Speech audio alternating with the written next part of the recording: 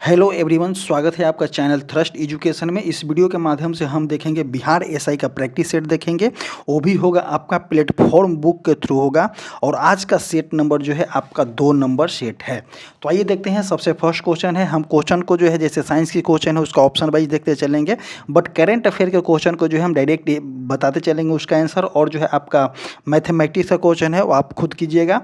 तो आइए देखते हैं। सबसे फर्स्ट क्वेश्चन जो हमें लगेगा कि हाँ इसको बताने लायक अच्छा है तो हम उसको पूरा डिटेल में कवर करने वाले हैं। तो आइए देखते हैं। सबसे फर्स्ट क्वेश्चन हो जाएगा आपका, सबसे फर्स्ट क्वेश्चन आपका कि तंत्रिका आवेग, जिसको हम इंग्लिश में नर्वस पल्स इंपल्स बोलते हैं, कि एक न्यूरॉन से दूसरे न्यूरॉन तक संचरण करने के लिए निम्नलिखित चरणों का क्रम दिया गया है। तो सबसे पहला चरण आपका कौन होता है? तो सबसे पहला चरण की बात करते हैं इसमें, तो आपका होता है, सबसे पहला जो होता है इसमें 3 नंबर होता है। 3 नंबर कहता क्या है, देखिए इसमें कलम को चेंज करते हैं। 3 नंबर है तो 3 नंबर कहता है क्या है कि एक्सॉन जो है टर्मिनल पर विद्युत आवेग पहुंचाएगा। उसके बाद जो होता है आपका 1 नंबर होता है। एक क्या बोलता है कि सिनेप्टिन फांक में न्यूट्रो ट्रांसमिशन का विमोचन करेगा। एक हो गया। उसके बाद जो होता है आपका 2 नंबर आता है। 2 नंबर क्या बोलता है कि अगले न्यूरॉन से डेंड्राइट पर रिसिपेटर्स से न्यूरो ट्रांसमीटर का बंधन करेगा। तो 2 नंबर हो गया। और लास्ट जो हो जाएगा आपका 4 नंबर हो जाएगा कि अब अगले न्यूरॉन से एक नए विद्युत संकेत की उत्पत्ति करना। तो ऑप्शन नंबर जो हो जाएगा इसका ए हो जाएगा। अब न्यूरॉन से कुछ रिलेटेड पॉइंट देख लेते हैं कि न्यूरॉन जो है न्यूरॉन्स का पहला और सबसे महत्वपूर्ण कार्य अन्य न्यूरॉन्स या संवेदी अंग जैसे कि त्वचा, आँख, कान से विद्युत और रासायनिक संकेतों को प्राप्त करना होता है। यह कार्य जो होता है आपका डेंड्राइट्स नामक शाखा जैसे संरचनाओं द्वारा किया जाता है। एक बार संकेत प्राप्त होने के बाद न्यूरॉन्स के कोशिका काय में उस सूचना का जो है प्रसंस्करण होता है। नेक्स्ट पॉइंट कि यहीं पर न्यूरॉन्स यह तय करता है कि प्राप्त संकेतों को आगे भेजा जाना चाहिए या नहीं। नेक्स्ट पॉइंट, यदि संकेत काफ़ी मजबूत होता है तो न्यूरॉन्स एक विद्युत आवेग उत्पन्न करता है जिसे एक्शन पोटेंशियल कहते हैं। नेक्स्ट पॉइंट कि यह आवेग एक्सॉन नामक एक लंबी पूंछ जैसी संरचना के माध्यम से शरीर के दूसरे हिस्सों में भेजा जाता है। नेक्स्ट पॉइंट हो जाएगा कि आपका एक्सॉन के अंत में संकेत सिनेप्स नामक एक विशेष जंक्शन पर पहुंचता है।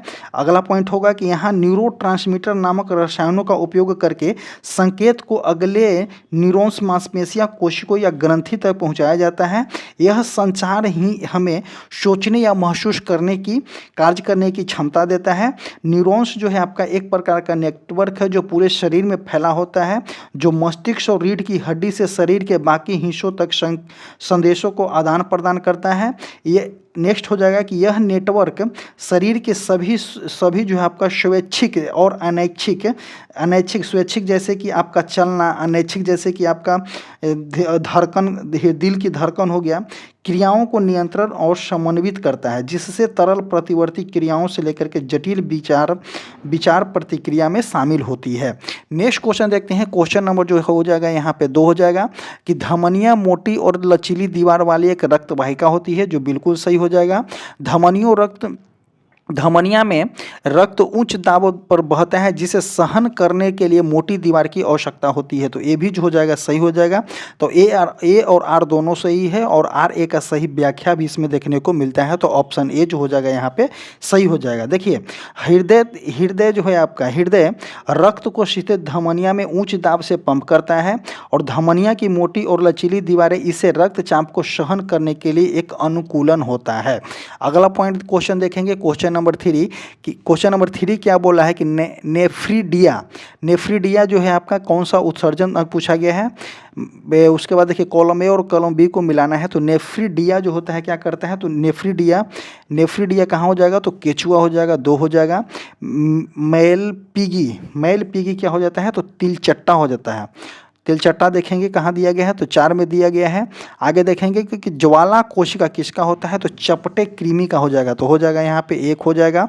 आगे देखेंगे ब्रिक क्या होता है, तो ब्रिक मनुष्य में होता है, तो ऑप्शन 3 हो जाएगा। ये सभी जो है आपका कॉलम बी का कॉलम ए जो है आपका उत्सर्जित अंग है। तो इसका आंसर जो हो जाएगा आपका इसका आंसर की बात करते हैं तो आपका ऑप्शन बी हो जाएगा 2 4 1 3, option number B. Next question देखेंगे, क्वेश्चन नंबर 4 क्या बोलना चाह रहा है कि निम्नलिखित में से कौन सा जो है समजात अंग है। समजात अंग पूछा गया है। देखिए सबसे पहले हम यहाँ पे देख लेते हैं कि समजात अंग होता क्या है। तो समजात अंग वे अंग होते हैं जिसकी मूल संरचना और भ्रूणीय उत्पत्ति समान होता है, लेकिन कार्य जो होता है भिन्न भिन्न होता है। जैसे कि मनुष्य के हाथ और घोड़े के अग्रपाद, देखिए मनुष्य के हाथ पूछा गया है और घोड़े के अग्रपाद, ये दोनों जो है आपका समान है, लेकिन जो है कार्य जो होता है भिन्न भिन्न होता है। तथा मेढक के अग्रपाद और पक्षी के पंख सेम है, लेकिन कार्य जो है आपका भिन्न भिन्न होता है। तो देखते हैं कि पक्षी के पंख एवं कीट के पंख, देखिए पक्षी के पंख एवं कीट के पंख तो हटा दीजिए, नहीं हो जाएगा। मनुष्य के हाथ और घोड़े के अग्रपाद, तो ऑप्शन 2 जो हो जाएगा, ये हमें कथन 2 सही हो जाएगा। आलू के तने का रूपांतरण और शकरकंद, देखिए इसको हटा दीजिए। मेढक के अग्रपाद और पक्षी के पंख, ये दोनों जो है आपका समजात अंग का दर्शन करता है। तो 2 और 4 जो है यहाँ पे सही है, तो ऑप्शन बी हो जाएगा। आगे देखेंगे कि एक पारिस्थितिकी तंत्र में ऊर्जा का प्रवाह कैसा होता है। तो देखिए पारिस्थितिकी तंत्र अगर पूछा गया है तो ऊर्जा का प्रवाह जो होता है आपका एक दिशीय होता है। पारिस्थितिकी तंत्र में ऊर्जा का प्रवाह जो होता है आपका एक दिशीय होता है। ऊर्जा का प्रवाह जो है उत्पादों से शुरू होता है और सूर्य से ऊर्जा ग्रहण करता है। यह ऊर्जा फिर प्राथमिक उपभोक्ताओं, द्वितीय उपभोक्ता और इसी तरह से खाद्य श्रृंखला में आगे बढ़ती जाती है। प्रत्येक पोषण स्तर पर ऊर्जा का एक बड़ा हिस्सा ऊष्मा के रूप में नष्ट हो जाता है और यह कभी भी पिछले स्तर पर वापस नहीं लौटता है, इसलिए प्रवाह को हम एक दिशीय दिशा कहते हैं। इस पॉइंट पे आप नोट आउट कीजिएगा कि प्रत्येक पोषण स्तर पे, जैसे कि प्राथमिक होता है, द्वितीय हो गया, तृतीय हो गया, तो प्रत्येक पोषण स्तर पे एक पोषण से दूसरे पोषण में जैसे ही ऊर्जा का ट्रांसफॉर्मेशन होता है तो लार्ज अमाउंट में जो है यहाँ पे हीट जो होता है आपका लॉस होता है। यहाँ पे बोला गया है कि लार्ज अमाउंट में जो है ऊष्मा के रूप में नष्ट होता है और ये जो है आपका रिटर्न जो है आपका पॉइंट रिटर्न जो है पिछले स्तर पे नहीं आता है, जिसकी वजह से जो है पारिस्थितिकी तंत्र में ऊर्जा का प्रवाह एक दिशीय होता है, यूनिडायरेक्शनल होता है। नेक्स्ट क्वेश्चन देखेंगे, करंट अफेयर का क्वेश्चन है कि 23 सितंबर 2025 को दादा साहेब फाल्के पुरस्कार किसको दिया गया है। तो आपका दादा साहेब फाल्के पुरस्कार 2025 में किसको दिया गया है, तो मोहन लाल को दी गई है।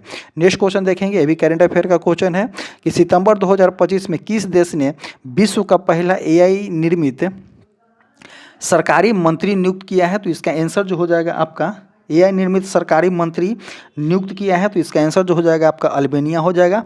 अल्बानिया की राजधानी आपका तिराना होता है, करेंसी जो होता है आपका लेक होता है। चीन के एक आपका बीजिंग हो जाएगा, करेंसी युआन हो जाएगा। रसिया का देखेंगे तो मॉस्को होता है, करेंसी रूबेल होता है। जापान टोक्यो होता है, करेंसी जो होता है आपका येन होता है। तो यहाँ पे कंट्री कैपिटल और करेंसी CCC फार्मूला आप याद कीजिएगा, आपको बहुत ही इफेक्टिव होगा। अगला क्वेश्चन देखेंगे, क्वेश्चन नंबर 8 कि 20 सितंबर 2025 को भारत की वर्तमान राष्ट्रपति द्रौपदी मुर्मू बिहार के गया जी में पिंडदान करने वाली कौन सी राष्ट्रपति बन गई हैं। तो ये जो हो जाएंगे आपका पहली राष्ट्रपति बन गए हैं जो है आपका गया में पिंडदान करने आई थी। आगे देखेंगे क्वेश्चन नंबर 9 जो इंग्लिश का क्वेश्चन है, इसका आंसर की बात करते हैं कि फाइल पूछा गया, file a shoulder and affair of fighting said Babur, क्या करना है, डायरेक्ट से इनडायरेक्ट स्पीच में जो है इसको कन्वर्ट करना है। तो इसका आंसर की बात करते हैं, इसका आंसर जो हो जाएगा कि Babur cursed and exclaimed that a soldier should not be afraid of fighting, option number जो हो जाएगा यहाँ पे डी हो जाएगा। नेक्स्ट क्वेश्चन देखेंगे, क्वेश्चन नंबर 10, इसका क्या करना है कि the Indian army air lifted thousand of people from Ukraine, इसका क्या करना है, सिलेक्ट द पॉइसिव वॉइस में कन्वर्ट करना है। तो इसका आंसर की बात करते हैं, तो इसका आंसर हो जाए कि thousand of people were airlifted from Ukraine by the Indian army. Next question देखेंगे, क्वेश्चन नंबर 11 नंबर के प्रधानमंत्री ग्राम योजना योजना की शुरुआत कब किया गया है। तो प्रधानमंत्री ग्राम योजना की शुरुआत जो है आपका वर्ष 2000 में किया गया है। प्रधानमंत्री ग्रामोदय योजना के अंतर्गत प्राथमिक स्वास्थ्य, प्राथमिक शिक्षा, ग्रामीण सड़क, ग्रामीण आश्रय, ग्रामीण पेयजल और ग्रामीण विद्युतीकरण जैसे मूल सुविधाओं के लिए राज्य को अतिरिक्त केंद्रीय सहायता प्रदान की जाती है। भारत निर्माण योजना 16 दिसंबर 2025 को प्रारंभ किया गया था। इसका इसका आंसर जो हो जाएगा आपका वर्ष 2000 में की गई है। नेक्स्ट क्वेश्चन देखेंगे कि गाटा की स्थापना किस वर्ष किया गया है। तो देखिए गाटा के अगर फुल फॉर्म की बात करते हैं तो गाटा का फुल फॉर्म होता है आपका general agreement on tariff and trade होता है, जिसकी स्थापना आपका 1947 में किया गया है। 30 अक्टूबर 1947 में किया गया है और इसका नाम जो है बदल करके 1 जनवरी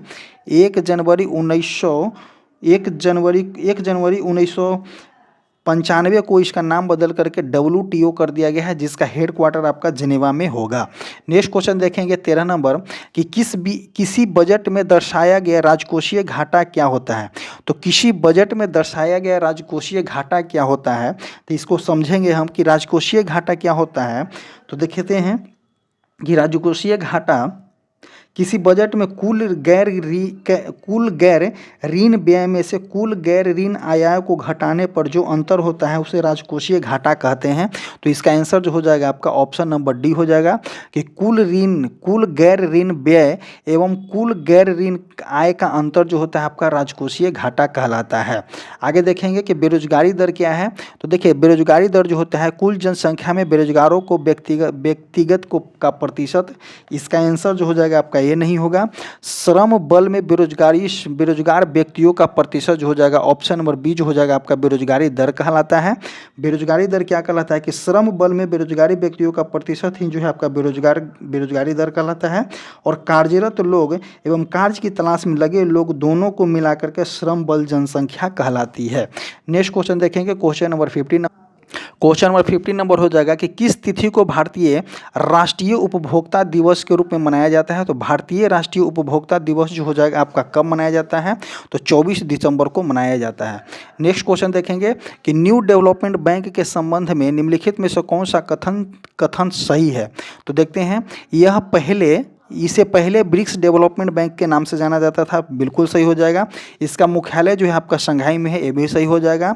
इसकी स्थापना आपका 15 जुलाई 2014 को किया गया है, ये भी सही हो जाएगा।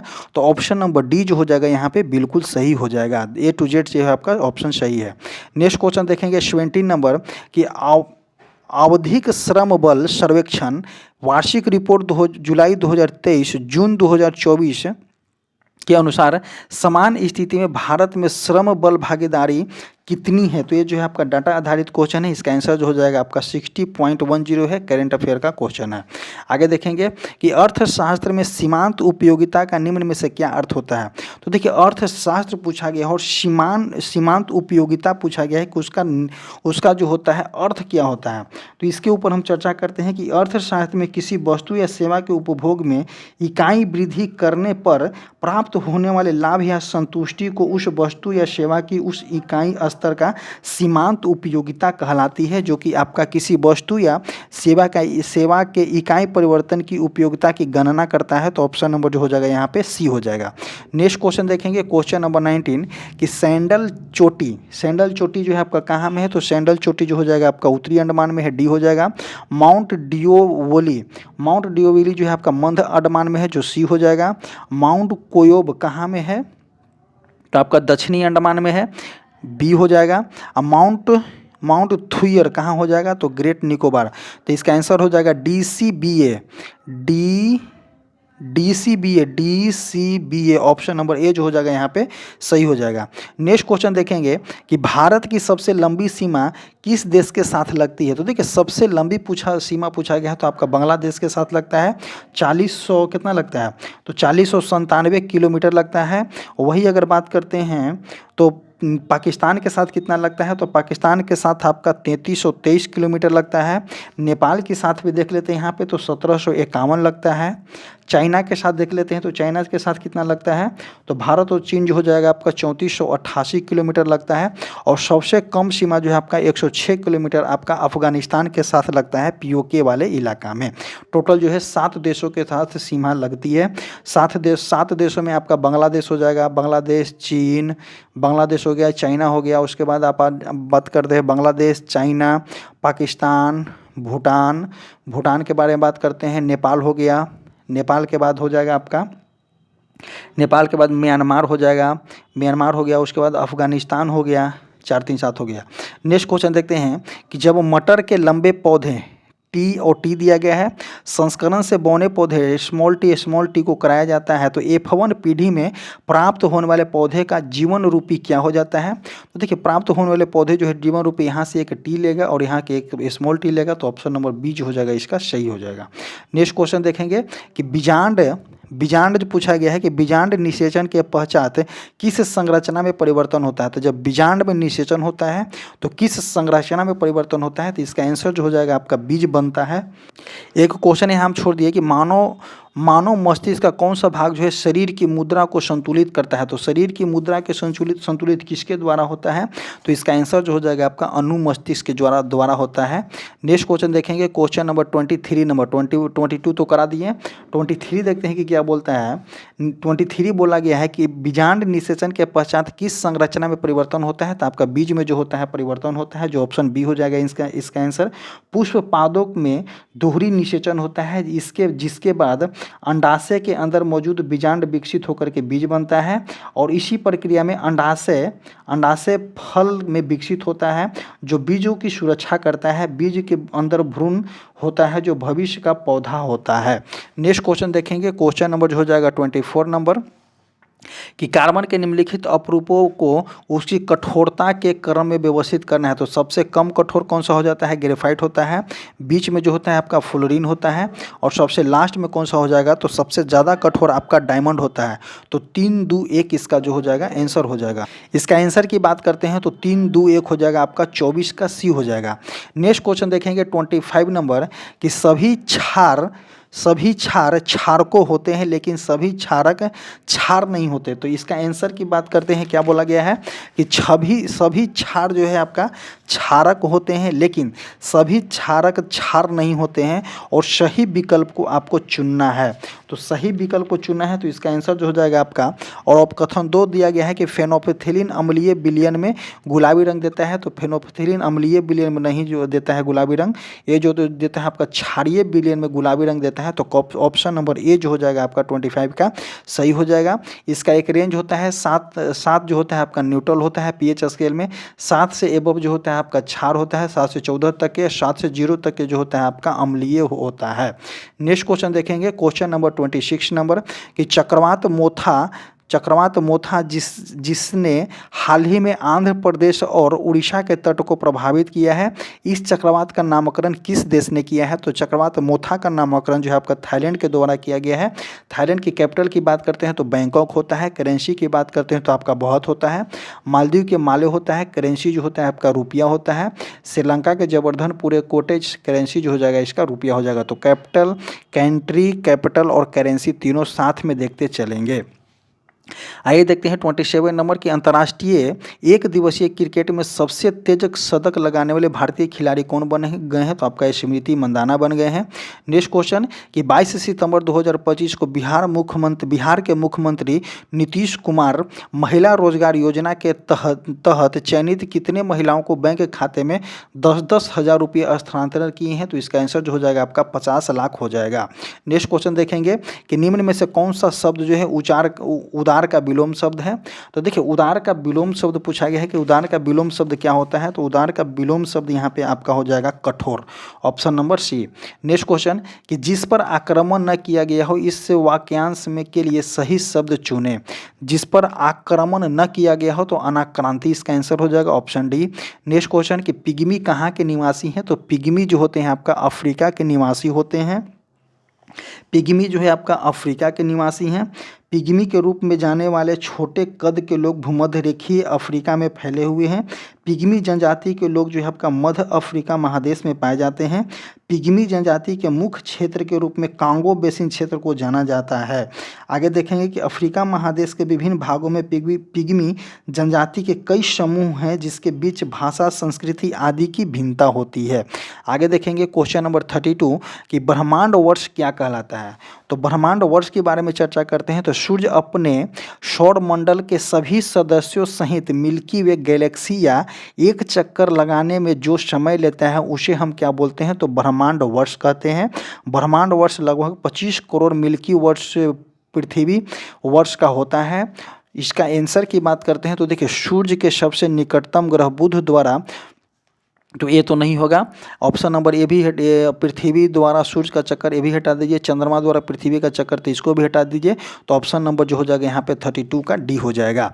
नेक्स्ट क्वेश्चन देखेंगे 33 नंबर कि जोजिला दर्रा हिमाचल प्रदेश के किस खंड में है। तो जोजिला दर्रा के पूछा गया है और हिमाचल प्रदेश के किस खंड में है। तो इसका आंसर की बात करते हैं तो आपका ऑप्शन नंबर जो हो जाएगा आपका बृहद हिमालय में है। बृहद हिमालय को सेंट्रल हिमालय या हिमाद्री हिमालय, इनर हिमालय या महान हिमालय भी कहा जाता है। जोजिला दर्रा आपका बृहद हिमालय के जास्कर श्रेणी के अंतर्गत आता है। श्रीनगर से लेह जाने वाले सड़क मार्ग इसी दर्रे से होकर के जाते हैं। इसे सिंधु नदी द्वारा बनाया गया है। जोजिला दर्रा जो है आपका केंद्र शासित प्रदेश लद्दाख से कारगिल जिला में स्थित है। नेक्स्ट क्वेश्चन देखेंगे क्वेश्चन नंबर 34 कि बिग बैंग सिद्धांत का प्रतिपादन किसने दिया है। तो बिग बैंग सिद्धांत का प्रतिपादन जो है आपका जॉर्ज लेमेतेरे के द्वारा दिया गया है। और कब दिए हैं तो देखिए जॉर्ज लेमेतेरे ने जो है आपका इनका जीवन काल जो है 1894 से 1966 तक था। और जो है इन्हें 1927 में बिग बैंग सिद्धांत का प्रतिपादन किए हैं। एक जो यहाँ पे दिया गया है आपका एडविन हब्बल और Robert Wegener, option number C option number D में कि एडविन हब्बल और जो है आपका रॉबर्ट वेगनर, इन दोनों भी ब्रह्मांडीय विस्तार सिद्धांत की व्याख्या किए हैं। लेकिन अगर यहाँ पे पूछेगा कि बिग बैंग सिद्धांत का प्रतिपादन किनके द्वारा किया गया है तो जॉर्ज लेमेतेरे के द्वारा किया गया है और 1927 में अपने स्टेटमेंट दिए थे। नेक्स्ट क्वेश्चन देखेंगे क्वेश्चन नंबर 35 नंबर कि नदी द्वीप माजुली किस नदी द्वीप पर स्थित है। तो माजुली जो हो जाएगा आपका ब्रह्मपुत्रा नदी पे है, जो कि आपका असम में है। वर्ल्ड का पहला द्वीप जो है सबसे बड़ा द्वीप है नदी पे। माजुली द्वीप आपका असम राज्य में स्थित है। माजुली द्वीप अपने जैव विविधता के लिए प्रसिद्ध है। वर्ष 2016 में माजुली द्वीप को असम का एक जिला जोराहाट जिला से अलग कर दिया गया। माजुली द्वीप आपका विश्व का सबसे बड़ा नदी द्वीप है जिसका क्षेत्रफल आपका 352 किलोमीटर स्क्वायर है। भारत का एकमात्र और नदी द्वीप जिला माजुली जिला है। माजुली द्वीप पर जो है आपका मिसिंग, देवरी और सोनोवाल कछारी जनजातियां मुख्य रूप से पाई जाती है। माजुली जोरहाट जिले के उत्तरी भाग में स्थित है और ब्रह्मपुत्रा नदी द्वारा मुख्य भूमि से अलग किया जाता है। नेक्स्ट क्वेश्चन देखेंगे 36 नंबर कि माता टीला परियोजना से संबंधित राज्य कौन कौन से हो जाएंगे। तो आपका उत्तर प्रदेश जो हो जाएगा और मध्य प्रदेश हो जाएगा। तो ऑप्शन नंबर सी हो जाएगा उपयुक्त में से दोनों। माता टीला परियोजना आपका बेतवा नदी पे है। माता टीला बांध आपका 1958 ईस्वी में बनाया गया था, जिससे बेतवा नदी जो होता है आपका यमुना की एक सहायक नदी है। और जो है इससे लाभान्वित राज्य आपका उत्तर प्रदेश और मध्य प्रदेश हैं। नेक्स्ट क्वेश्चन देखेंगे कि आकार के आधार पर सौर मंडल में 3 सबसे छोटे ग्रहों का आरोही क्रम में व्यवस्थित करना है। तो देखिए सबसे छोटे ग्रह कौन सा हो जाएगा, बुध हो जाएगा। बुध के बाद की बात करते हैं तो आपका बुध के बाद कौन हो जाएगा, तो मंगल हो जाएगा। उसके बाद जो हो जाएगा यहाँ पे शुक्र हो जाएगा। तो 37 का यहाँ पे ए हो जाएगा। नेक्स्ट क्वेश्चन देखेंगे कि निम्न में से कौन सी रचना अमीर खुसरो की है। तो देखिए अमीर खुसरो की रचना पूछा गया है तो आपका खजाइन उल फतूह जो है आपका अमीर खुसरो का ही रचना है। तुगलकनामा भी जो है अमीर खुसरो के द्वारा लिखा गया है। और नूह शिपहर ये भी जो है आपका अमीर खुसरो के द्वारा लिखा गया है। तो उपयुक्त में से सभी जो हो जाएगा इसका आंसर हो जाएगा आपका ऑप्शन नंबर डी हो जाएगा। नेक्स्ट क्वेश्चन देखते हैं। अमीर खुसरो का जीवन काल जो है आपका 1253 से लेकर के 1325 ईस्वी तक था। अमीर खुसरो सूफी संत निजामुद्दीन औलिया के अनुयायी थे। अमीर खुसरो ने दिल्ली सल्तनत के शासक गियासुद्दीन बलबन से लेकर के गियासुद्दीन तुगलक तक के शासन देखा था। अगला क्वेश्चन देखेंगे क्वेश्चन नंबर 39 नंबर कि मुस्लिम धर्म से संबंधित अहमदिया आंदोलन की शुरुआत किस क्षेत्र में हुई थी। तो मुस्लिम धर्म से संबंधित अहमदिया आंदोलन की शुरुआत आपका पंजाब के क्षेत्र में हुआ था। जिसके अध्यक्ष की बात करते हैं कि अध्यक्ष जो थे आपका अहमदिया आंदोलन की शुरुआत आपका 1889 ईस्वी में मिर्ज़ा गुलाम अहमद द्वारा शुरू किया गया था। इस आंदोलन की शुरुआत जो है आपका पंजाब के गुरदासपुर जिले से कादियान स्थान में हुई थी, अतः इसे कादियानी आंदोलन भी कहा जाता है। गुलाम अहमद पश्चिमी उदारवादी ब्रह्म विद्या तथा हिंदुओं के धार्मिक सुधार आंदोलन से प्रभावित थे। गुलाम अहमद ने अपनी पुस्तक बहरीन ए अहमदिया में अपनी आंदोलन के सिद्धांत का उल्लेख किया है। तो अहमदिया आंदोलन की शुरुआत कब हुआ था? तो 1889 इसमें हुआ था। और किसके द्वारा किया गया था? तो मिर्जा गुलाम अहमद के द्वारा किया गया था, पंजाब के क्षेत्र में। नेक्स्ट क्वेश्चन देखेंगे, क्वेश्चन नंबर आपका 40 नंबर हो जाएगा। 40 नंबर क्या बोला गया है कि पटना में अनुशीलन समिति के शाखा की स्थापना 1913 ईस्वी में किसके द्वारा किया गया था? तो सचिंद्र नाथ सन्याल के द्वारा किया गया है। सचिंद्र नाथ सन्याल के द्वारा किया गया है कि बाबा जी ठाकुर दास ने 1906 में क्रांतिकारी विचारधारा के प्रसार के लिए पटना में जो है आपका रामकृष्ण सोसाइटी की स्थापना की थी तथा द मदरलैंड पत्रिका निकालना शुरू किया गया था। और पटना में अनुशीलन समिति के शाखा की स्थापना आपका 1913 ईस्वी में किया गया था सचिंद्र नाथ सन्याल के द्वारा। नेक्स्ट क्वेश्चन देखेंगे यहाँ पे, क्वेश्चन नंबर 41 नंबर 41 पूछा गया है कि जल के बारे में पूछा गया है। जल का सूत्र आपका H2O होता है। इसका पूछा गया है कि यह एक सार्वभौमिक विलायक है, जो कि यहाँ पे सही हो जाएगा। जल का घनत्व 4 डिग्री सेल्सियस पे अधिक होता है, ये भी सही हो जाएगा। यह अणुओं के बीच हाइड्रोजन बंधन प्रदर्शित करता है, ये भी सही हो जाएगा। जल एक अध्रुवीय अणु है, अध्रुवीय नहीं ये है ध्रुवीय अणु है। तो ऑप्शन नंबर 1, 2, 3 जो हो जाएगा यहाँ पे सही हो जाएगा। तो 41 का जो हो जाएगा यहाँ पे C हो जाएगा। जल क्या बोला गया है? जल ठंडे होने पर जल सिकुड़ता है। ओके, ठंडे होने पे जल क्या होता है? सिकुड़ता है। जैसे कि ठंडा होता है तो बर्फ बन जाता है, तो जल क्या हो गया? सिकुड़ गया, ठोस बन जाता है। लेकिन 4 डिग्री सेल्सियस के नीचे यह फैलना शुरू कर देता है, जिससे बर्फ का घनत्व जो होता है कम होता है। इसलिए जल का घनत्व 4 डिग्री सेल्सियस पर आपका अधिकतम होता है। जल के अणुओं के बीच मजबूत हाइड्रोजन बंधन होते हैं, जो इसके उच्च क्वथनांक और पृष्ठ तनाव जैसे गुणों के लिए क्या होते हैं? तो जिम्मेदार होते हैं। जल के बारे में कुछ तथ्य देख लेते हैं, थोड़ा सा दिया गया है जल के बारे में कि क्या क्या बोला गया है जल के लिए। तो देखते हैं कि जल के प्रमुख गुण होते हैं। पानी एक उत्कृष्ट, ध्यान दीजिएगा इस क्वेश्चन को, 8-10 पॉइंट है, इसको अगर कॉन्सेंट्रेट होकर के सुन ले तो डेफिनेटली जल के बारे में बहुत अच्छे नॉलेज हो जाएगा आपको। पानी एक उत्कृष्ट विलायक है, जो किसी भी अन्य तरल की तुलना से में अधिक पदार्थों को अपने में घोल सकता है। जैसे कि देखिए ये इसका जो है आपका बोलना क्या चाह रहा है कि जल एक जो है उत्कृष्ट विलायक है, इसमें जो है अधिक से अधिक पदार्थों को अपने में घोल सकता है। इसी गुण के कारण जो है सार्वभौमिक विलायक जल को कहा जाता है। अगला पॉइंट होगा कि पानी की विशिष्ट ऊष्मा क्षमता जो होता है बहुत अधिक होता है। पॉइंट वाइज क्वेश्चन आपको कभी कभी आता है कि किसका जो है विशिष्ट ऊष्मा अधिक होता है, तो पानी का हो जाएगा। जिसका अर्थ यह है कि इसका तापमान बदलने के लिए बहुत अधिक ऊर्जा की आवश्यकता होती है। यह गुण पृथ्वी के तापमान को नियंत्रण करने और जीवों के शरीर का तापमान स्थिर करने में मदद करता है। नेक्स्ट पॉइंट कि पानी के अणुओं के बीच मौजूद आकर्षण मतलब कि इसमें संसंजन बल होगा के कारण इसकी सतह पर एक तनाव होता है, जिसे पृष्ठ तनाव कहते हैं। इसी वजह से पानी के बूंदे गोल होती है और कुछ कीड़े पानी की सतह पर चल पाते हैं। संसंजन बल किसको कहते हैं? तो पानी के अणु एक दूसरे से मजबूती से जुड़े होते हैं। असंजन बल किसको कहते हैं? पानी के अणु दूसरे सतहों से भी चिपक जाते हैं। इन दोनों गुण के कारण ही पौधे में जड़ों से पत्तियां तक पानी ऊपर चढ़ जाता है, जिसको हम क्या बोलते हैं? तो केशिका क्रिया बोली जाती है। अगला पॉइंट देखेंगे कि अधिकांश तरल पदार्थ के विपरीत जमने पर पानी का घनत्व कम हो जाता है। यही कारण है कि बर्फ जो है ठोस रूप में होता है, पानी जो होता है आपका द्रव रूप पर तैरता है। यही गुण ठंड के मौसम में जलीय जीवों को जीवित रहने में मदद करता है। क्या बोला गया है कि जल के अंदर जो होता है जलीय जीव वो जीवित रहते हैं। क्यों होते हैं? कि पानी के अंदर जो होता है आपका क्या, पानी के अंदर अधिकांश जो होता है आपका पानी के अंदर पानी पर जमने पर पानी का घनत्व जो होता है आपका कम होता है, तो बर्फ जो होता है ऊपर छलने लगता है। अगला पॉइंट देखेंगे कि पानी का अणु जो कि H2O एक ध्रुवीय अणु है। देखिए यहाँ पे क्वेश्चन हो जाएगा कि ध्रुवीय अणु है, क्वेश्चन में दिया गया था कि अध्रुवीय, जो गलत है। जिसका अर्थ है कि इसके एक सिरे पर अधिकांश धनात्मक आवेश जो कि हाइड्रोजन और दूसरे सिरे पर अधिकांश ऋणात्मक आवेश जो कि ऑक्सीजन होते हैं। यह ध्रुवीयता इसे एक अच्छा विलायक बनाता है।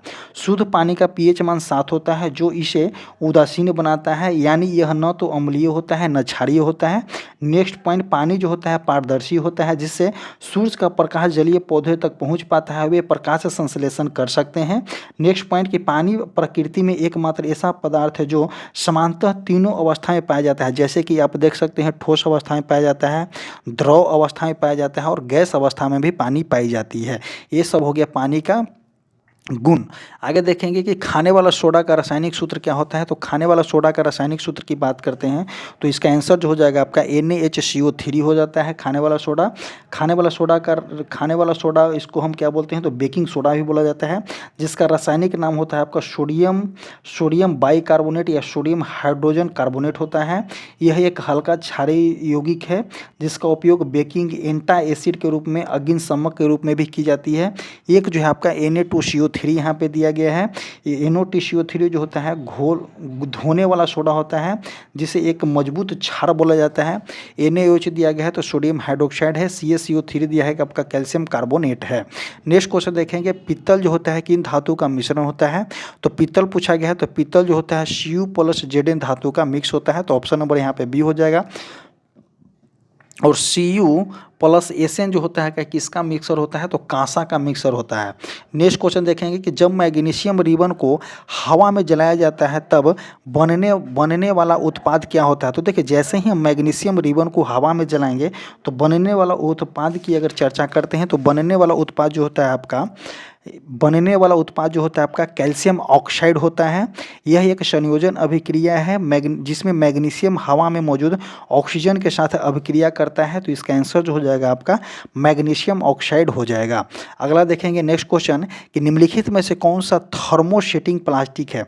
देखिए थर्मोसेटिंग प्लास्टिक आखिर हम कहते किसको हैं। क्वेश्चन पे आते हैं कि इसमें क्वेश्चन पूछा गया है कि थर्मोसेटिंग प्लास्टिक हम कहते किसको हैं। तो देखिए थर्मोसेटिंग प्लास्टिक वैसा प्लास्टिक होता है जिन्हें एक बार गर्म करके ढालने के बाद अस्थायी रूप से कठोर हो जाता है।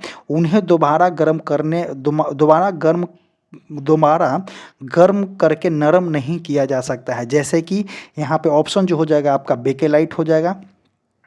बेकेलाइट का यूज जो है आपका बर्तन में करते हैं, टीवी में करते हैं बेकेलाइट का यूज, वो सभी जो है आपका बेकेलाइट है जो कि आपका इसको थर्मोप्लास्टिक करते हैं। एक बार इसको अगर सांचा में हम बना लिए तो इसको रिसाइकिल नहीं कर सकते हैं। और जो है आपका एक होता है आपका एक जो होता है आपका पॉलीथीन और पीवीसी बोला जाता है, पीवीसी जिसको हम थर्मोप्लास्टिक कहते हैं। थर्मोप्लास्टिक क्या बोलते हैं जिन्हें बार बार गर्म करके और नरम करके ठंडा करके फिर से इसको रिसेप दी जाती है। आगे देखेंगे नेक्स्ट क्वेश्चन कि मारिया फातिमा का संबंध बिहार के किस जिले से है जो राज्य की पहली महिला फेड बन गई है। तो इसका आंसर जो हो जाएगा आपका मुजफ्फरपुर से है। बिहार के एग्जाम में हो सकता है कि ये वाले क्वेश्चन जो है आपका बिहार एसआई में ही पूछ दे, तो इसका नाम याद रखिए कि मरियम फातिमा जो है आपका एक महिला फील्ड मास्टर हैं जो कि आपका बिहार के मुजफ्फरपुर से हैं। नेक्स्ट क्वेश्चन देखेंगे क्वेश्चन नंबर 47 कि सितंबर 2025 में किस देश में पहली बार राष्ट्रीय भूतापीय ऊर्जा नीति 2025 से शुरू किया गया है। तो इसका आंसर जो हो जाएगा आपका, इसका आंसर की बात करते हैं तो आपका भारत में शुरू की गई है। नेक्स्ट क्वेश्चन देखेंगे कि सितंबर 2025 में यूनेस्को ने विश्व धरोहर की अस्थायी सूची में कितने प्राकृतिक स्थलों को शामिल किया है। तो इसका आंसर जो हो जाएगा आपका 7 प्राकृतिक स्थलों को शामिल किया है। ऑप्शन नंबर जो हो जाएगा यहाँ पे ए हो जाएगा। नेक्स्ट क्वेश्चन जो है मैथमेटिक्स का क्वेश्चन है, आप इसको बनाइएगा। इसका अगर आंसर की बात करते हैं तो 49 का आंसर जो हो जाएगा आपका डी हो जाएगा, 10.25 हो जाएगा। नेक्स्ट क्वेश्चन ये भी मैथमेटिक्स का क्वेश्चन है, इसको भी आप बनाइएगा, 50 का बी हो जाएगा, 25 नंबर। हम आंसर बता दे रहे हैं। व्लादिमीर लेनिन किस वर्ष सोवियत रूस सरकार के प्रमुख बने थे। तो इसका आंसर जो हो जाएगा आपका 1917 में बने थे। कब बने थे तो 1917 में बने थे। व्लादिमीर लेनिन वर्ष 1917 से सोवियत रूस के सरकार के प्रमुख बने थे। अक्टूबर क्रांति 1917 का नेतृत्व जो है लेनिन के द्वारा किया गया था। लेनिन का शासन प्रमुख बनना अक्टूबर क्रांति 1917 का परिणाम था। लेनिन नवंबर 1917 से जनवरी 1924 में अपनी मृत्यु तक सोवियत रूस के शासन प्रमुख रह चुके थे। व्लादिमीर लेनिन के प्रयास से 30 दिसंबर 1922 को सोवियत संघ की स्थापना किया गया और 1921 ईस्वी में लेनिन ने रूस में नई आर्थिक नीति लागू किया और आधुनिक रूप रूस का निर्माता आपका स्टालिन को बोला जाता है। अगला क्वेश्चन देखेंगे, क्वेश्चन नंबर 52 नंबर क्या बोलना चाह रहा है कि अद्वैतावाद के प्रवर्तक संत शंकराचार्य द्वारा स्थापित ज्योतिर्मठ कहाँ में है? तो देखिए ज्योतिर्मठ कहाँ में है? तो आपका उत्तराखंड में है। ये जो है आपका किनके द्वारा स्थापित किया गया था? तो आचार्य शंकराचार्य अद्वैत वेदांत दर्शन के जनक थे और जो है आपका महायावाद का खंडन शंकराचार्य ने किया था। शंकराचार्य को जो है ज्ञानी मार्गी थे। ये आदि शंकराचार्य द्वारा भारत के 4 दिशाओं में 4 मठों की स्थापना किया गया, जो 4 मठ निम्न प्रकार के हैं, जैसे कि ज्योतिर्मठ जो है आपका बद्रिकाश्रम उत्तराखंड में है, श्रृंगेरी मठ वेदांत मठ आपका कर्नाटक में है, द्वारका मठ जो आपका गुजरात में है, शारदा मठ द्वारका गुजरात में हो जाएगा, गोवर्धन मठ जो हो जाएगा आपका जगन्नाथपुरी उड़ीसा में है। नेक्स्ट क्वेश्चन देखेंगे कि दक्षिण भारत के गोलकुंडा राज का विलय मुगल साम्राज्य के किस शासन काल में हुआ था? तो इसका आंसर की बात करते हैं तो इसका आंसर जो हो जाएगा आपका औरंगजेब हो जाएगा। गोलकुंडा का विलय जो है मुगल साम्राज्य में वर्ष 1687 ईस्वी में हुआ था। गोलकुंडा किला दक्षिण भारत के गोलकुंडा राज का विलय मुगल साम्राज्य में किस मुगल शासक के काल में हुआ था? तो आपका औरंगजेब के शासन काल में हुआ था। अगला पॉइंट हो जाएगा यहाँ से कि गोलकुंडा का विलय जो है मुगल साम्राज्य में आपका 1687 ईस्वी में हुआ था। गोलकुंडा किला आपका तेलंगाना राज्य में हैदराबाद के पश्चिमी भाग में स्थित है। आगे देखेंगे पॉइंट कि the Arctic home in the Vedas किस भारतीय स्वतंत्रता सेनानी की रचना है? तो इसका आंसर जो हो जाएगा आपका बाल गंगाधर तिलक की रचना है। नेक्स्ट क्वेश्चन देखेंगे कि मौलाना अबुल कलाम आज़ाद की मृत्यु कब हुआ था? तो देखिए मौलाना अबुल कलाम आज़ाद पूछा गया है। इनकी मृत्यु की अगर जिक्र करते हैं तो आपका मृत्यु 22 फरवरी 1958 ईस्वी को हुआ था। और पूछा गया है कि मौलाना अबुल कलाम जो है आज़ाद भारत का जन्म 11 नवंबर आज़ाद का जन्म जो है आपका 11 नवंबर 1888 ईस्वी को मक्का में हुआ था। अबुल कलाम आज़ाद कांग्रेस के प्रमुख नेता में से एक सक्रिय स्वतंत्रता सेनानी थे। वह इस्लाम के उच्च कोटि के विद्वान तथा महान हिंदू मुस्लिम एकता के समर्थक थे। उन्होंने भारत के विभाजन का सख्ती से विरोध किया था। अबुल कलाम आज़ाद भारतीय संविधान सभा के सदस्य रहे थे तथा स्वतंत्र भारत के प्रथम मंत्रिमंडल में शिक्षा मंत्री बनाए गए थे। मौलाना अबुल कलाम आज़ाद का जन्मदिन आपका 11 नवंबर को राष्ट्रीय शिक्षा दिवस के रूप में मनाया जाता है। अगला पॉइंट यहाँ से हम देखेंगे, देखिए एक मुस्लिम है लेकिन इनको कितना रिस्पेक्ट इंडिया में दिया गया, ये पहले देखिए। आगे देखेंगे नेक्स्ट क्वेश्चन कि संसद के विश्रांति काल में राष्ट्रपति द्वारा अध्यादेश जारी करने की शक्ति भारतीय संविधान के किस अनुच्छेद में किया गया है? तो देखिए ये राष्ट्रपति के द्वारा जो है आपका 123 के अंतर्गत किया जाता है अध्यादेश जारी, और राज्यपाल के द्वारा जो है आपका 213 के अंतर्गत की जाती है। तो इसका आंसर जो हो जाएगा आपका ऑप्शन नंबर ए जो हो जाएगा राष्ट्रपति के द्वारा। आगे देखेंगे कि वर्ष 1953 में केंद्र सरकार द्वारा गठित राज्य पुनर्आयोग गठन में निम्नांकित में से कौन शामिल थे? तो देखिए शामिल पूछा गया है तो आपका फजल अली भी शामिल थे। यहाँ पे फजल अली के बाद आपका के.एम. पनिकर भी शामिल थे और एन.एच. कुंजरू भी शामिल थे। तो उपयुक्त में से डी जो हो जाएगा आपका उपयुक्त में से सभी शामिल थे। नेक्स्ट क्वेश्चन देखेंगे कि राज्यपाल पद की पदावधि का उल्लेख भारतीय संविधान के किस अनुच्छेद में किया गया है?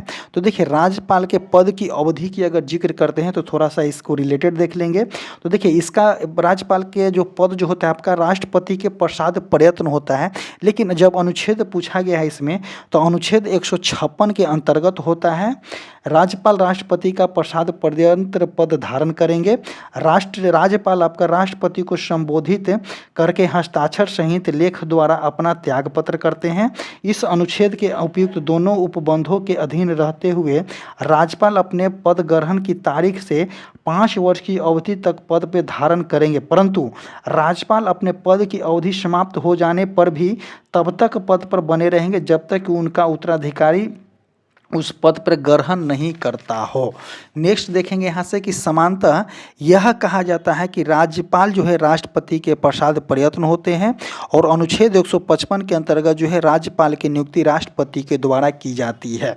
अगला पॉइंट यहाँ से देखेंगे कि भारतीय संविधान के किस अनुसूची का संबंध पदों वेतन भत्ते आदि से संबंधित है। तो अनुसूचित 2 का संबंध जो होता है आपका पद वेतन से होता है। अनुसूची 4 जो है आपका राज्यसभा सदस्य से जिक्र करता है। अगर अनुसूचित 3 की बात करते हैं, अनुच्छेद 3 की बात करते हैं, तीसरी अनुसूची जो होता है पदों द्वारा ली जाने वाले शपथ या प्रतिक्रिया के प्रारूप होता है। दूसरी अनुसूची जो होता है यहाँ पे भारतीय संविधान दूसरी अनुसूची का जो है पद और वेतन भत्ते से संबंधित है। तीसरी अनुसूची जो है पद है जो है शपथ से संबंधित है। चौथी अनुसूची जो होता है राज्यसभा से संबंधित है। और जो है 7वीं अनुसूची जो है आपका अनुसूची से संबंधित है, संघ सूची, राज्य सूची और समवर्ती सूची से संबंधित है। नेक्स्ट क्वेश्चन देखेंगे कि कैबिनेट मिशन द्वारा प्रस्तावित भारतीय संविधान सभा में देशी रियासतों के लिए कितने सीट निर्धारित किए गए थे। तो देखिए इसका आंसर जो हो जाएगा, इसमें जो टोटल जो थे इस योजना द्वारा लगभग 10 लाख की जनसंख्या पर प्रति एक प्रतिनिधि के आधार पर भारतीय संविधान सभा में 389 मेंबर थे। कितना थे? तो टोटल 389 मेंबर थे। सदस्य का होना निश्चय किया गया था। इस योजना के द्वारा प्रस्तावित संविधान में 389 सदस्य में से 296 जो थे आपका ब्रिटिश अधीन भारतीय क्षेत्र से थे तथा 93 जो थे आपका देसी रियासत से थे। क्वेश्चन क्या पूछा गया है कि देसी रियासत से कितने थे? तो 93 सदस्य थे। नेक्स्ट क्वेश्चन देखेंगे, question number 81 number statement wise question है कि निकट दृष्टि दोष दूर करने के लिए अवतल लेंस का उपयोग किया जाता है, जो कथन एक सही हो जाएगा। नेक्स्ट पॉइंट देखेंगे यहाँ से कि दूर दृष्टि दोष में प्रतिबिंब रेटिना के पीछे बनता है। तो रेटिना के पीछे कहने का मतलब कि दूर में बनता है, तो ये भी जो हो जाएगा आपका सही हो जाएगा। और यहाँ पे ऑप्शन 3 यहाँ पे दिया गया है एक कथन 3 कि जरा दूरदृष्टि में द्विफोकल लेंस द्वारा ठीक किया जाता है। तो 1, 2, 3 दोनों जो हो जाएगा सही हो जाएगा। आगे देखेंगे 62 नंबर कि निम्नलिखित में से कौन से कारक किसी चालक के प्रतिरोध को प्रभावित नहीं करते हैं। तो इसका एक फॉर्मूला होता है R = ρ/L/A होता है। अब आइए देखते हैं अकॉर्डिंग टू द फार्मूला। चालक की लंबाई पे R डिपेंड करता है, ये जो लंबाई दिया गया है तो चालक की लंबाई पे डिपेंड करता है, जो सही हो जाएगा। चालक के अनुप्रस्थ काट के क्षेत्रफल भी दिया गया है, इस पे भी करता है। चालक के प्रकृति पर भी करता है, लेकिन यहाँ पे पूछा गया है कि चालक से प्रभावित होने वाले धारा की मात्रा पे जो है नहीं करता है। तो ऑप्शन नंबर जो हो जाएगा डी हो जाएगा। आगे देखेंगे नेक्स्ट क्वेश्चन की एक उत्तल लेंस की फोकस दूरी जो है आपका 10 सेंटीमीटर दिया गया है। यदि वस्तु को लेंस से 15 सेंटीमीटर के दूर पे रखा जाता है तो प्रतिबिंब कहाँ बनता है। तो आप इसको अगर कैलकुलेट कीजिएगा तो लेंस के फार्मूला होता है 1/v - 1/u बराबर जो होता है आपका 1/f होता है। तो यहाँ पे f दिया गया है और जो है आपका 15 सेंटीमीटर की दूरी पर रखा जाता है, यू दिया गया है। तो अभी इसको कैलकुलेट कीजिएगा तो लेंस के 30 सेंटीमीटर वास्तविक और उल्टा होगा, option number A. Next question देखेंगे कि आकाश का नीला रंग और सूर्योदय तथा सूर्यास्त के समय सूर्य का लाल दिखाई देना प्रकाश की किस घटना के कारण होता है। तो इसका आंसर की बात करते हैं तो इसका आंसर जो हो जाएगा आपका प्रकाश के परिकिरण के कारण होता है। आकाश का नीला रंग और सूर्योदय तथा सूर्यास्त के समय सूर्य का लाल दिखाई देना प्रकाश के परिकिरण के कारण होता है। परिकिरण वह प्रक्रिया है जिसमें वायुमंडल में मौजूद धूल और गैस के कण सूर्य के प्रकाश को सभी दिशाओं में बिखेर देता है। वायुमंडल के कण नीले रंग जिसका तरंगदैर्घ्य सबसे कम होता है को अन्य रंगों की तुलना में अधिक प्रभावी ढंग से परिकिर्णित करता है, जिससे आकाश नीला दिखाई देता है। और क्या बोला गया है कि सूर्योदय और सूर्यास्त के समय सूर्य का प्रकाश जो है वायुमंडल में अधिक दूरी तय करता है, जिससे नीला प्रकाश लगभग पूरी तरह से परिकिर्णित हो जाता है और हम केवल लाल रंग जिसका तरंगदैर्घ्य सबसे अधिक होता है तक ही हम पहुँच पाते हैं। तो इसका आंसर जो हो जाएगा आपका ऑप्शन नंबर सी हो जाएगा। आगे देखेंगे 65 नंबर जो कि आपका न्यूमेरिकल क्वेश्चन है कि 2 प्रतिरोध दिया गया है, 4 ओम दिया गया है, 6 ओम दिया गया है और 10 वोल्ट की बैटरी के साथ जो है श्रेणी क्रम में जोड़ना है। तो श्रेणी क्रम में जोड़ना होता है तो सब प्रतिरोध को साथ में जोड़ दीजिए। 4 + 6 कितना हो जाएगा? R = 10 हो जाएगा। अब भी बराबर भी 10 दिया गया, तो अकॉर्डिंग टू फार्मूला हम भी बराबर आई आर जब सब्स्टिट्यूट करेंगे, इसका जो है लाइटिंग कम है, भी बराबर आई आर हम यहाँ पे सब्स्टिट्यूट करेंगे तो देखिए भी 10 दिया गया है, आर भी 10 दिया गया है, तो इसको काटिएगा तो 1 एम्पियर यहाँ पे आएगा, तो ऑप्शन नंबर ए हो जाएगा। आगे देखेंगे कि भारत संचार निगम लिमिटेड और किस विभाग ने मोबाइल कनेक्टिविटी के विस्तार के लिए एक समझौता किया है, तो इसका आंसर अगर 66 का करेंट अफेयर का क्वेश्चन है, इसका आंसर जो हो जाएगा आपका डाक विभाग। नेक्स्ट क्वेश्चन कि दिलीप ट्रॉफी 2025 का खिताब सेंट्रल जोन ने किसे हरा कर जीता है, तो इसका आंसर जो हो जाएगा आपका बी हो जाएगा, साउथ जोन को हरा करके। नेक्स्ट क्वेश्चन कि दपन टेल्स फ्रॉम कश्मीर कॉन्फ्लिक्ट नामक पुस्तक के लेखक कौन है, तो इसका आंसर जो हो जाएगा आपका इस पिता चक्रवर्ती हैं। नेक्स्ट क्वेश्चन कि यदि बेलनाकार, ये जो है मैथमेटिक्स का क्वेश्चन है, इसको स्किप कीजिए। नेक्स्ट क्वेश्चन देखेंगे, ये भी मैथमेटिक्स का है। अब आते हैं 71 पे। बिहार राज्य में कितने लोकसभा निर्वाचित क्षेत्र हैं, तो देखिए बिहार राज्य में पूछा गया है, लोकसभा आपका 40 हो जाता है, राज्यसभा जो होता है 16 होता है, विधानसभा की बात करते हैं तो 243 होता है, और जो है विधान परिषद की बात करते हैं तो आपका 75 होता है।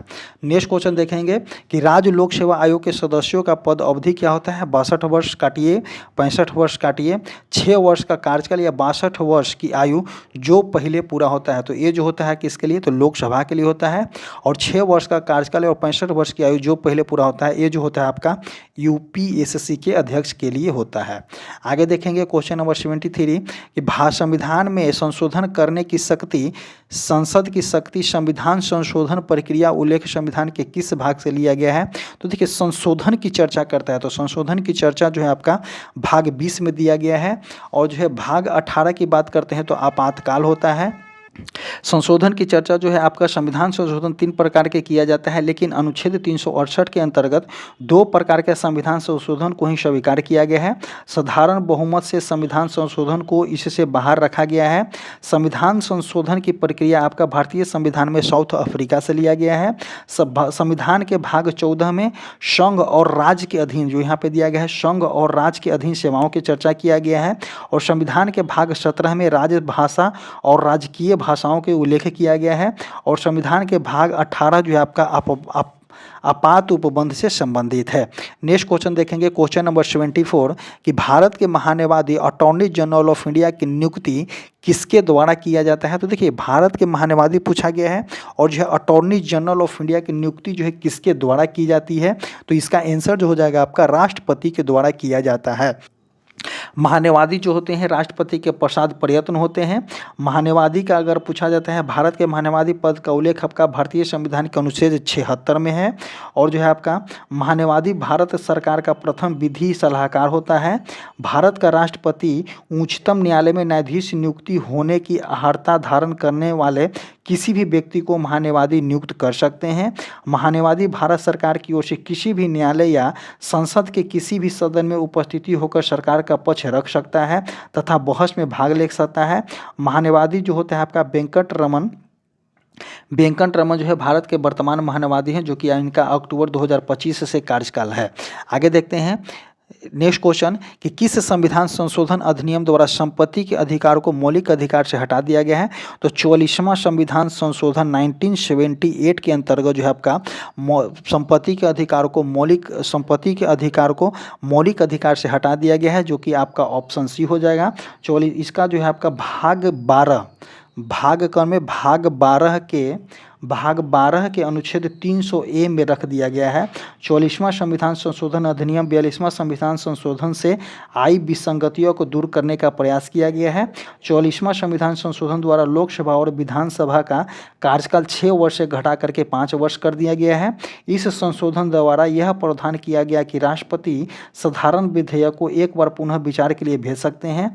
नेक्स्ट पॉइंट की पुनः विचार के बाद राष्ट्रपति के समक्ष रखा गया बिल हस्ताक्षर करना अनिवार्य होगा।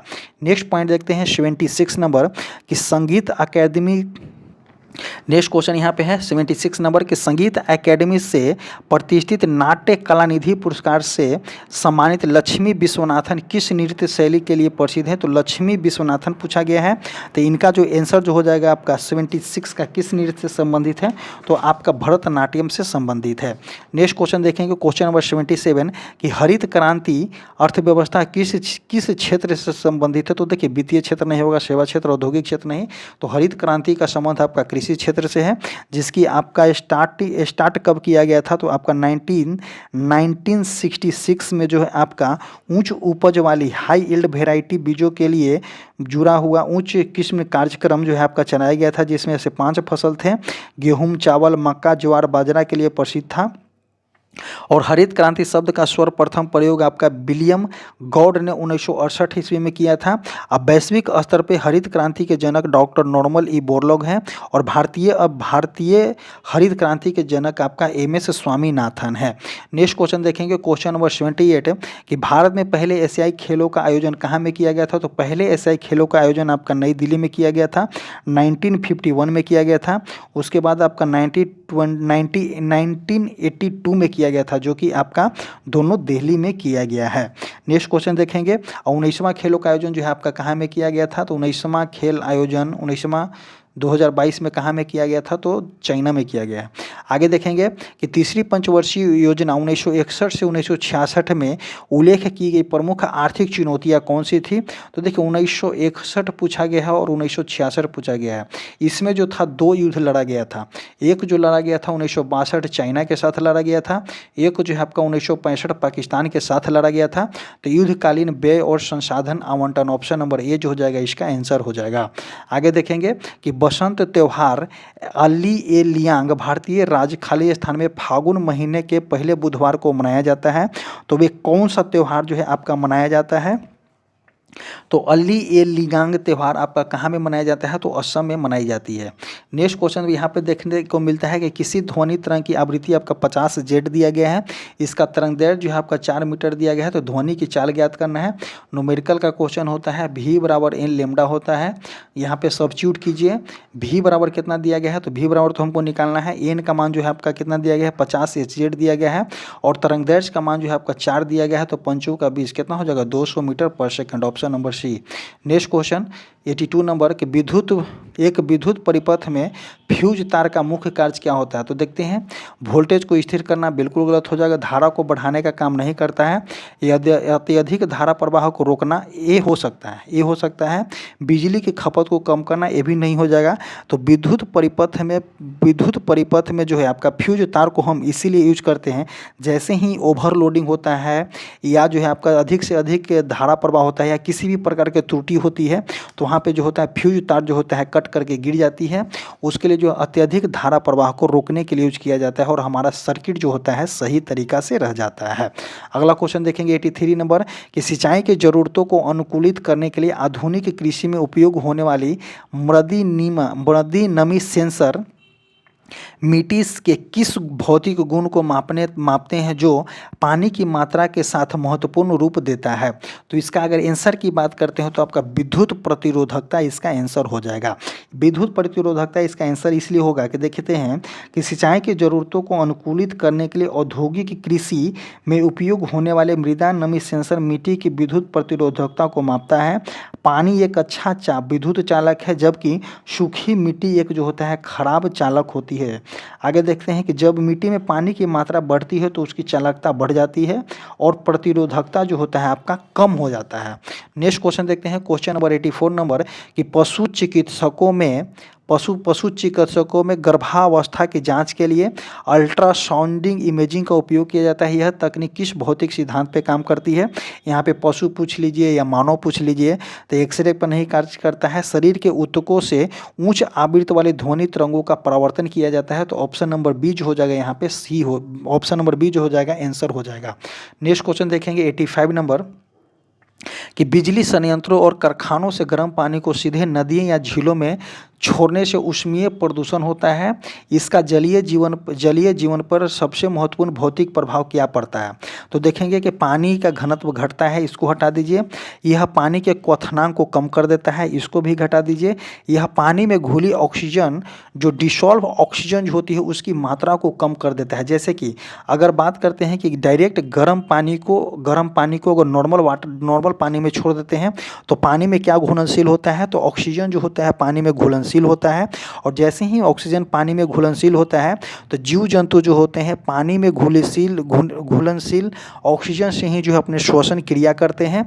और जैसे ही गर्म पानी जाएगा तो घुलनशील जो होता है आपका कम जाता है, जिसके वजह से जो है जलीय जीवों को खतरा बढ़ जाती है। उसी को हम क्या बोलते हैं? तो थर्मल पॉल्यूशन बोलते हैं। नेक्स्ट क्वेश्चन जो हो जाएगा आपका 86 नंबर। 86 क्या बोलना चाह रहा है कि भारत किस देश के पास जो है आपका सैटेलाइट ट्रैकिंग स्टेशन स्थापित करने जा रहा है? तो किस देश के पास सैटेलाइट ट्रैकिंग स्टेशन स्थापित करेगा? तो मॉरिशस के पास करेगा। नेक्स्ट क्वेश्चन देखें कि भारत के 15वें उपराष्ट्रपति सीपी राधाकृष्णन का सचिव किसे बनाया गया है? तो सचिव जो हो जाएगा आपका अमित खरे को बनाया गया है। 87 का सी हो जाएगा। नेक्स्ट क्वेश्चन, ये सभी करंट अफेयर का क्वेश्चन है कि फीडे महिला ग्रैंड स्विस 2025 का खिताब किसने जीता है? तो देखिए, फीडे महिला ग्रैंड स्विस 2025 का खिताब जो है किनके द्वारा जीता गया है? तो आपका वैशाली रमेश बाबू के द्वारा जीता गया है। नेक्स्ट क्वेश्चन देखेंगे 85 का पूछा गया है कि 3/4 का समतुल कौन सा हो जाएगा? तो यहाँ पे काटिए, 3/4 का समतुल प्रतिशत पूछा गया है तो 3/4 गुने 100 कर दीजिएगा तो कितना हो जाएगा? 25। तो 75% हो गया। नेक्स्ट क्वेश्चन कि एक शहर की जनसंख्या, ये जो मैथमेटिक्स का क्वेश्चन है इसका आंसर की बात करते हैं तो हम आपको आंसर बता दे रहे हैं 90 का, जो हो जाएगा आपका 10% हो जाएगा। नेक्स्ट क्वेश्चन कि स्मृति मंदाना निम्नलिखित में से किस खेल से संबंधित है? तो क्रिकेट से संबंधित है। अगला क्वेश्चन कि ब्रह्म समाज के संस्थापक कौन हो जाएंगे? तो ब्रह्म समाज के संस्थापक की बात करते हैं तो राजा राम मोहन रॉय हो जाएंगे, 3 हो जाएगा। रामकृष्ण मिशन की स्थापना किनके द्वारा किया गया था? तो रामकृष्ण मिशन की स्थापना जो है आपका किनके द्वारा किया गया है? रामकृष्ण मिशन जो हो जाएगा आपका स्वामी विवेकानंद हो जाएगा। तो 3-2। आगे देखते हैं कि सर्वेंट ऑफ इंडिया सोसाइटी के स्थापना किनके द्वारा किया गया है? तो गोपाल कृष्ण गोखले के द्वारा किया गया है। और विधवा पुनर्विवाह जो हो जाएगा आपका विष्णु शास्त्री पंडित, इसका आंसर जो हो जाएगा आपका ए हो जाएगा। तो ऑप्शन नंबर 92 का जो हो जाएगा बी हो जाएगा। नेक्स्ट क्वेश्चन देखते हैं। नेक्स्ट क्वेश्चन जो होगा आपका, नेक्स्ट क्वेश्चन 93 नंबर कि भारत सरकार अधिनियम 1935 के तहत बिहार विधान परिषद के प्रथम निर्वाचित सभापति कौन थे? बिहार विधान परिषद के प्रथम निर्वाचित सभापति के बारे में चर्चा करते हैं तो कौन थे? तो आपका राजीव रंजन सिन्हा थे। तो ऑप्शन नंबर यहाँ पे बी हो जाएगा। प्रथम निर्वाचित सभापति राजीव रंजन सिन्हा थे। भारत में सर्वप्रथम 1935 के एक्ट के अधीन 6 राज्यों में विधान परिषद बनाया गया था।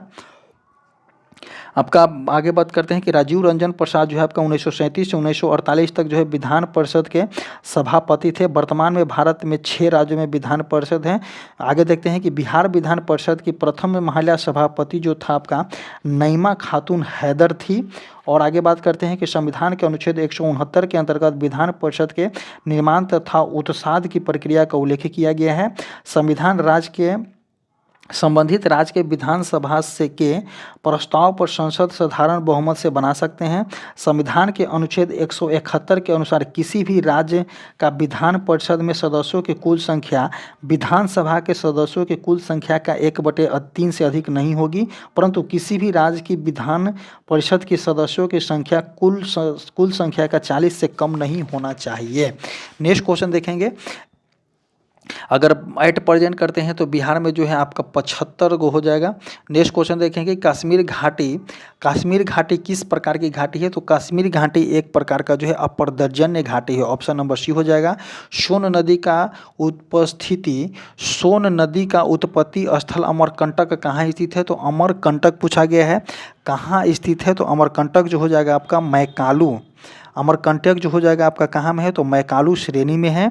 सोन नदी का उत्पत्ति स्थल अमरकंटक मैकाल श्रेणी में स्थित है।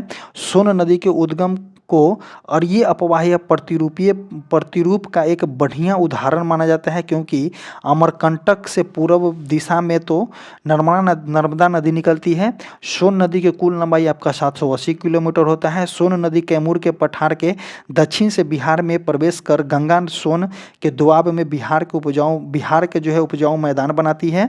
सोन नदी जो है झारखंड के पलामू में प्रवाहित होती है। सोन नदी बिहार के रोहतास, औरंगाबाद, भोजपुर, पटना जिले के पश्चिमी सीमा में प्रभावित होती है। सोन नदी पटना जिले में मनेर के निकट हरदी छपरा गांव के पास गंगा नदी में मिल जाती है। नेक्स्ट क्वेश्चन देखेंगे, क्वेश्चन नंबर 96 कि राष्ट्रीय कांग्रेस 1922 में गया का अधिवेशन के अध्यक्ष कौन थे? तो गया में जो अधिवेशन हुआ था उनके अध्यक्ष की बात करते हैं तो आपका चित्तरंजन दास थे। नेक्स्ट क्वेश्चन देखेंगे कि भारत का सर्वाधिक क्षमता तेल शोधक कारखाना कौन सी है? तो देखिए, भारत का सबसे अधिक अगर क्षमता वाली तेल शोधक कारखाना की बात करते हैं तो आपका कोयली हो जाएगा, जो कि आपका गुजरात में है। एक जो है बरौनी कहाँ है? तो आपका बिहार में तेल शोधक कारखाना है। ये जो है प्राकृतिक तेल कहाँ से आता है? तो आपका असम से आता है। एक जो है मथुरा रिफाइनरी कहाँ में हो जाएगा? तो मथुरा रिफाइनरी आपका यूपी में है। मथुरा तेल शोधक कारखाना इराक से तेल का आयात किया जाता है। एक जो है आपका ट्राम्बे तेल शोधक कारखाना, जो कि आपका मुंबई हाई क्षेत्र या तथा अंकलेश्वर के कच्चे तेल से प्राप्त होती है। नेक्स्ट क्वेश्चन देखेंगे, क्वेश्चन नंबर 98 नंबर कि यूपीआई का विस्तृत रूप क्या होता है? तो यूपीआई का विस्तृत रूप होता है आपका यूनिफाइड पेमेंट इंटरफेस होता है। तो ऑप्शन नंबर सी हो जाएगा। नेक्स्ट क्वेश्चन 99 नंबर कि निम्नलिखित बंदरगाहों में से कौन सा कृत्रिम बंदरगाह है? तो देखिए, कृत्रिम बंदरगाह पूछा गया है तो सबसे बड़ा कृत्रिम बंदरगाह जो आपका कहाँ में है? तो चेन्नई में है। Next question and last question कि मराठा शासकों के अष्टप्रधान प्रणाली के संदर्भ में निम्नलिखित में से मिलान करें। तो देखिए, सचिव कौन थे? तो सचिव जो थे आपका प्राचार्य प्रभारी थे। तो सचिव प्राचार्य प्रभारी 2 हो जाएगा। पेशवा जो था आपका प्रधानमंत्री था। सुमंत जो था आपका विदेश मंत्री था, 4 हो जाएगा। और अमात्य जो था आपका वित्त मंत्री था। तो 2, 1, 4, 3 जिस ऑप्शन में 2, 1, 4, 3 है जो सही हो जाएगा। 2, 1, 4, 3 ऑप्शन नंबर बी में है। और इसी तरह से जो है आपका आज का जो है आपका एसआई का प्रैक्टिस सेट 2 जो होता है समाप्त होता है।